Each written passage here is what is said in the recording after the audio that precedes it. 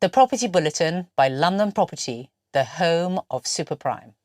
Investment in London's real estate market is heading into a deep freeze, with nearly half of its commercial properties showing a decline in value, according to a recent analysis by MSCI Real Assets. This trend is not limited to London alone, as cities like Washington, D.C. and New York are following suit.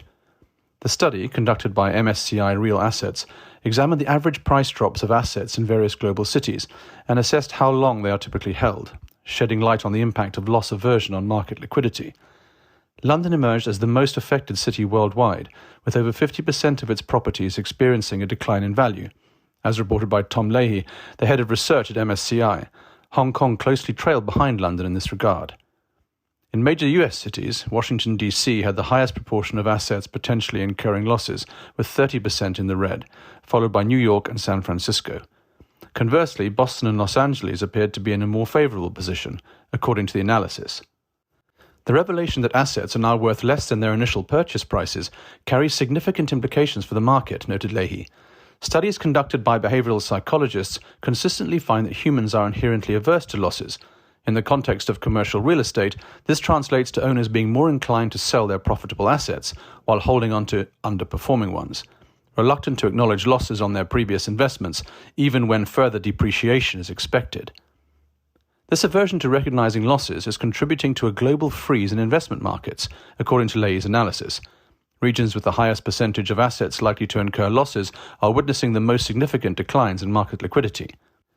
As a result, a substantial gap has emerged between the prices at which property owners are willing to sell and what prospective investors are willing to pay.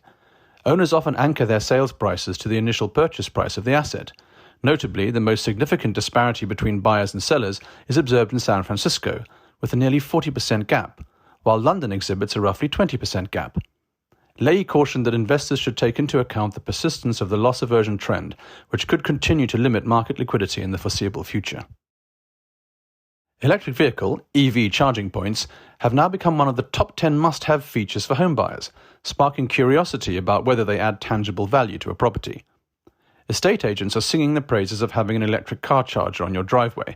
It not only eliminates the worry of running out of power on your way to work, but can also significantly enhance your home's desirability.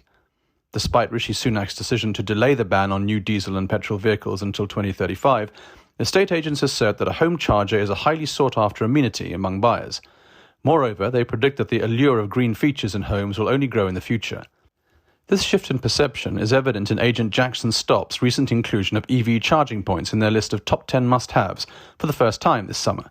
Rightmove, a prominent property listing platform, has reported a 40% increase in the number of homes for sale that mention EV chargers compared to the previous year, and a staggering 592% surge since 2019. In Rightmove's Greener Homes report, Tim Bannister, Director of Property Science, emphasizes that in an increasingly price-sensitive market, homes equipped with green benefits will set themselves apart from the competition. He envisions a time in the not-so-distant future when buyers will prioritize homes with electric charging points and excellent insulation over traditional features like Victorian open fireplaces. However, the question remains whether an EV charging point translates into a higher property value. The National Association of Property Buyers estimates that these charging points can add between £3,000 and £5,000 to your home's price tag. Nevertheless, some estate agents have yet to witness a direct correlation between the presence of charging points and increased property values. Beyond the convenience of having your own charging point, there are additional advantages. James McKerney, Head of Policy and Public Affairs at EV charging company Podpoint, emphasizes the safety and speed benefits of using a dedicated charger over a standard 3-pin plug. While a standard domestic socket provides only 13 amps, a typical 32-amp 7-kilowatt charger installed by companies like Podpoint is nearly 3 times faster. It's important to note that homeowners residing in listed buildings must secure planning permission before attaching a charging point to the wall. On the other hand, flat owners, renters, and landlords with off-street parking may be eligible for an EV charge point grant, entitling them to a subsidy of £350 or 75% of the installation cost, whichever is lower. For those with idle charging points, there's an opportunity to earn some income by renting them out. Some chargers, such as the Evios One home charger, offer PIN access for lending out your driveway to EV users, allowing you to bill them accurately. Companies like Just Park and Co-Charger can also facilitate community EV charging by connecting drivers with available chargers, and you can set your own charging rates. The exodus of China's ultra-high net worth individuals signals a trend where outflows from the mainland are poised to surpass the rest of the world. The primary beneficiaries of this wealth migration? Australia, the UAE, and Singapore. Not too long ago, China was churning out billionaires at an astonishing rate, surpassing any other nation globally in terms of the pace of billionaire creation. Weekly, it seemed like a new billionaire was emerging. However, a map compiled by Visual Capitalist, utilizing data from Henley & Partners' Private Wealth Migration Report, now unveils a different reality. Once you achieve success on the mainland, the desire to relocate elsewhere grows.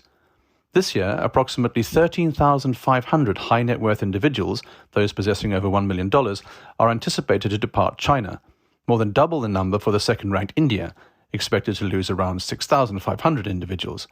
This count includes another 1,000 individuals exiting Hong Kong, which ranks 6th in this bottom 10 list, further emphasizing the trend. The reasons behind this massive wealth migration have been commented on extensively, particularly in the wake of China's controversial lockdown policies during the pandemic. However, what makes this revelation noteworthy is the publication of country-by-country forecasts for 2023, presented on a map in a transparent and unequivocal manner. Several countries on the list have apparent reasons for the exodus. The UK, ranking third with 3,200 expected emigrants, continues to grapple with the repercussions of Brexit. Russia, with 3,000 individuals heading overseas, faces the consequences of the Ukraine war and a web of sanctions and trade restrictions. So where are these affluent individuals heading? It appears Australia is a popular choice, with approximately 5,200 high net worth individuals expected to relocate there. The United Arab Emirates follows closely, with an influx of 4,500. Singapore claims third place, with 3,200 individuals opting for the city-state. Visual Capital maintains that Singapore's appeal lies in its status as the world's most economically free market. Coincidentally, the government of Singapore has been implementing measures to attract family offices, although recent headlines have been dominated by a high-profile money laundering case, creating a delicate balance that has also drawn commentary. In fourth place, the United States is expected to receive 2,100 individuals, followed by Switzerland with an anticipated influx of 1,800. Canada, Greece, France, Portugal and New Zealand round out the top 10 destinations.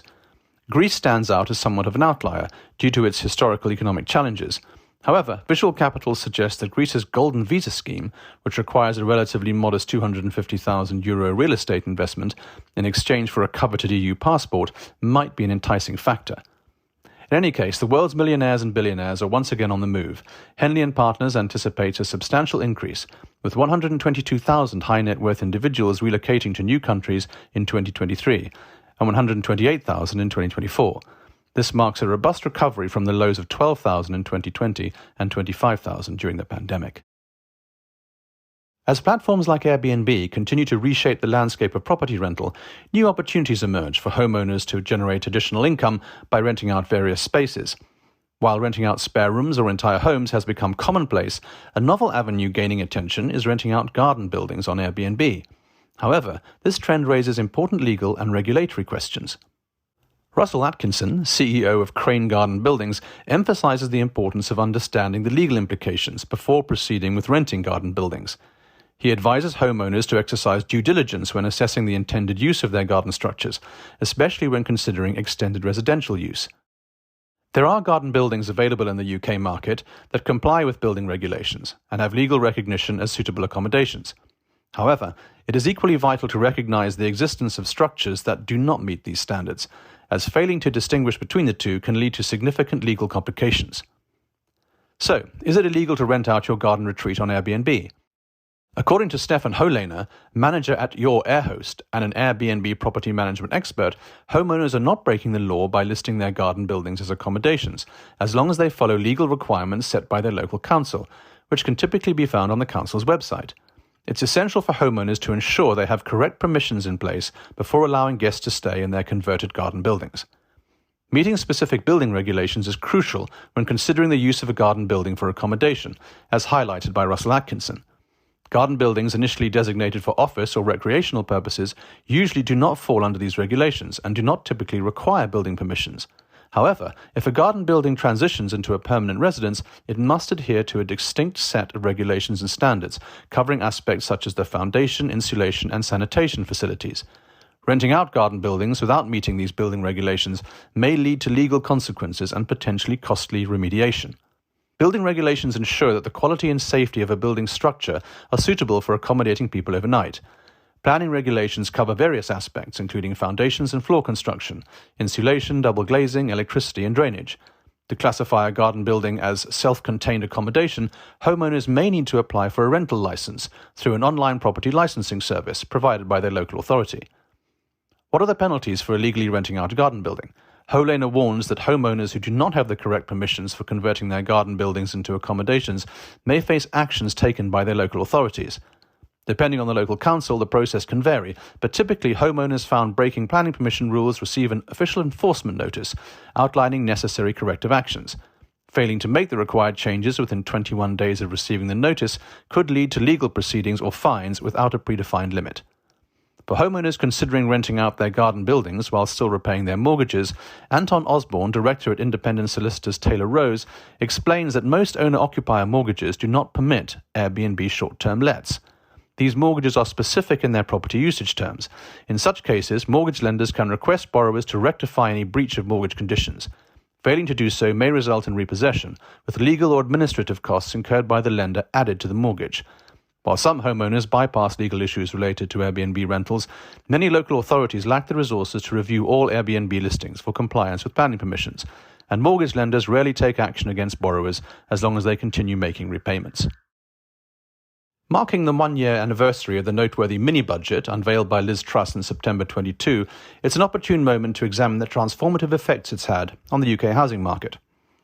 Kate Eales, head of Regional Residential Agency at Stratton Parker, provides valuable insights into the events of the past year and the lessons learned along the way. Initially, the term mini-budget might have implied minor adjustments to the economic landscape, but the reality turned out to be far more significant. It was intended to be a blueprint for economic tweaks aimed at navigating the energy price crisis and rising interest rates. However, the announcement of the largest tax cut since 1972, despite the Office for Budget Responsibility's advice to the contrary, triggered a collapse in gilt prices and a historic low for the pound against the dollar. In the housing market, the uncertainty in the financial swap markets led to the withdrawal of numerous mortgage products as lenders awaited clarity on future bank rates. Simultaneously, the Bank of England intervened by purchasing government bonds to protect pension funds. This abrupt turn of events dramatically altered the outlook for the residential sector, which was still riding the wave of post-COVID market excitement. Although Jeremy Hunt's appointment as Chancellor resulted in the government rescinding many of the proposed measures from the mini-budget, it was too late to fully reverse the course set by Truss. In the immediate aftermath, determined buyers rushed to finalise property purchases based on existing mortgage offers. Meanwhile, sellers found themselves recalibrating their pricing expectations as buyers grappled with sudden increases in borrowing costs. The buy-to-let market witnessed an accelerated exit of landlords, while overseas buyers capitalised on a weakened pound. At the start of 2023, predictions abounded that house prices would decline by 10% over the year. What became increasingly apparent was just how rapidly the housing market had shifted in the last quarter of 2022.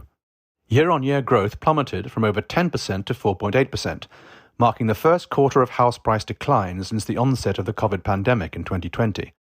By August, house prices had fallen by 2% since the beginning of the year, with an annual drop of 5.3%, as per Nationwide. Looking ahead, the possibility of a general election next year could introduce a new dynamic to the property market. Over the past 4 decades, property market behaviour has become increasingly influenced by politics during election seasons. However, this time the market may also respond to changes in interest rates as the election approaches. Falling interest rates could override election-related hesitancy, motivating more buyers and sellers to rejoin the market. As witnessed over the past year, the housing market thrives when households can reasonably predict their income and expenses. While declining interest rates are generally seen as a positive, potential buyers in the prime market may closely monitor the tax implications of a change in government, particularly the potential introduction of VAT on private education. In this dynamic landscape, it's challenging to make concrete predictions. The election could be called as late as January 2025, and as the past 12 months have demonstrated, much can evolve in that time. Subscribe to our newsletter to receive our weekly bulletins and stay ahead of what's shaping the super prime property market.